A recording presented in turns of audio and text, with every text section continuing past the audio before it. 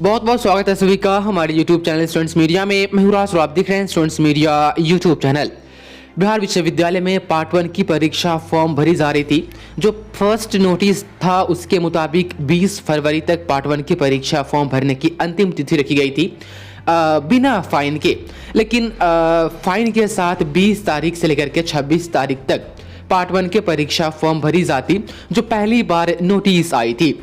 20 तारीख तक जो परीक्षा फॉर्म भरने की बात हुई, उसके बाद से छात्र छात्राओं ने ऑनलाइन किया और ऑनलाइन करने के बाद हार्ड कॉपी वही प्रिंट निकाल करके उसी को हम हार्ड कॉपी बोलते हैं। कुछ छात्रों को समझ में नहीं आया कि हार्ड कॉपी होता क्या है, तो जो आप ऑनलाइन कर रहे हैं उसका जो प्रिंट आउट निकलवाएंगे और उसके साथ जो आप डॉक्यूमेंट्स लगाएंगे वही आपका हार्ड कॉपी होगा और उसी को जमा करने जाना है।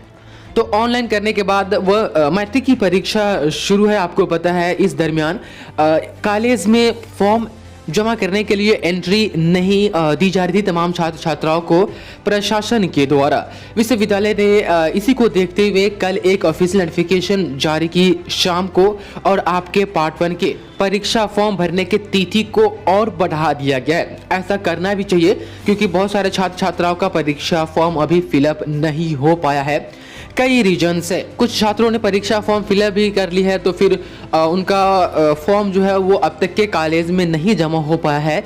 इसको देखते हुए बिहार विश्वविद्यालय ने कल शाम को एक नोटिस निकाली थी। मैं कल शाम तक ही इस नोटिस का वीडियो आप तक पहुंचा था, लेकिन कल पूरा दिन लगभग 5 बज गए। मिथिला विश्वविद्यालय दरभंगा में मैं कल था पूरा दिन और वहीं वक्त चला गया। वहां से आने के बाद थकान महसूस होने लगी और उतनी एनर्जी नहीं बची हुई थी कि ये रिकॉर्ड करके आप तक पहुंचाओ, इसलिए अभी पहुंचा पा रहे हो उसके लिए क्षमा चाहता हूं क्योंकि कल पूरा वक्त वहीं लग गया था। तो नोटिफिकेशन आप देखिए कि कब तक के डेट बढ़ाई गई है। लेट फाइन के साथ वाला भी डेट जो था पहला 20 से 26 तारीख, उसको भी और बढ़ा दिया गया है। तो कुछ कंफ्यूजन यदि होंगे तो इसमें क्लियर हो जाएंगे।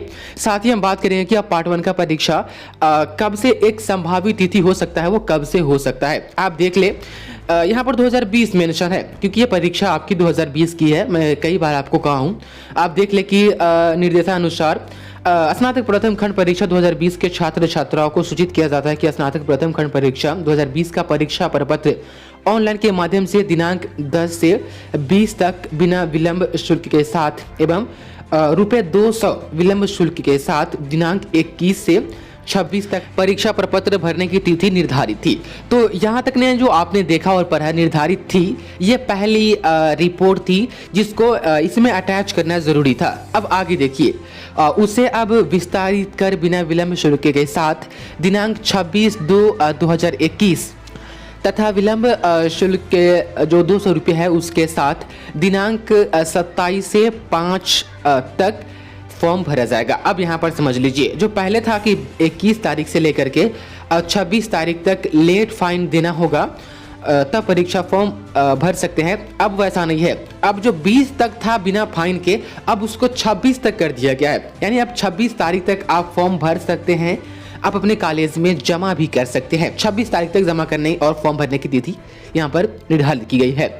अब यहाँ पर जो लेट फाइन है कि 26 शाम तक आप नहीं भर पाते हैं, तो 27 तारीख से लेकर के 5 मार्च तक ₹200 विलंब शुल्क के साथ फॉर्म आप भर सकते हैं और साथ में अपने कॉलेज में जमा कर सकते हैं।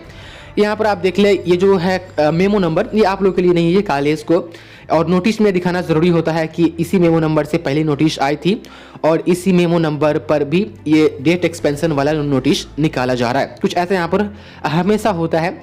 यहाँ पर आप देख ले कि प्राचार्यों से अनुरोध है कि छात्रों द्वारा जमा किए गए परीक्षा प्रपत्र का प्रिंट आउट तथा संबंधित कागजातों के साथ दिनांक 8/3 तक आवश्यक रूप से विश्वविद्यालय में जमा करेंगे। तो ये जो है, आप जब फॉर्म भर करके हर चीज़ जमा कर देंगे कॉलेज में, तो कॉलेज भी वो हार्ड कॉपी आपका फॉर्म वेरीफाई कर करके यूनिवर्सिटी में जमा करेगी।